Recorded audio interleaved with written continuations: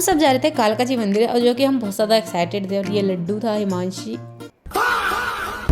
यहाँ पे दोनों की मम्मी लेट कर रही थी और मम्मी हमें छोड़ने जा रहे थे। यहाँ पे हमने शो चलाया था कि एक के बाद एक सब निकलेंगे।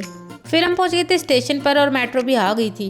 अगले ही स्टेशन पे हम उतर गए थे क्योंकि हमें यहाँ से चेंज करनी थी मेट्रो। मम्मी जी मुझे बाहुबली कहती क्योंकि मेट्रो का गेट मैंने ही खोला था। गेट दिखते ही बैठ जाती और मेट्रो भी आ गई थी, पर हम इस मेट्रो में गलत बैठ गए थे। I am sorry, बाबू। कालका जी आने के बाद हम मेट्रो से उतर गए थे और एग्जिट के लिए चल दिए थे। एग्जिट करने के बाद हमने वहाँ से रिक्शा लिया था और हिमांशी मेरी गोद में बैठी थी। हम अपने मेन प्लेस पे पहुंच गए थे और यहाँ पे काफ़ी ज़्यादा भीड़ थी और हवा भी चल रही थी जैसे बारिश आने वाली है। फिर हमने पूजा का सामान लिया और वहीं पे चप्पल उतारी क्योंकि दुकान वाले भैया उनकी रखवाली कर रहे थे। और यहाँ पे इतनी सुंदर सुंदर चुन्नियाँ थी कि बस पूछो मत। हम लाइन में लगने के लिए चले गए थे पर बारिश भी आने लग गई थी इस वक्त। फिर थोड़ी थोड़ी लाइन आगे चली तो हमें छत्र छाया मिली माता जी की।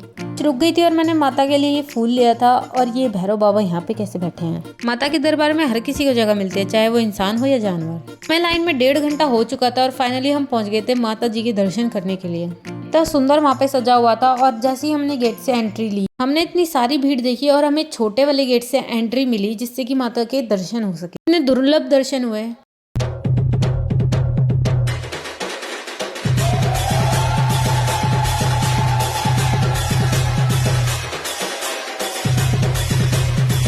धागा बंधवाकर सब बाहर निकले।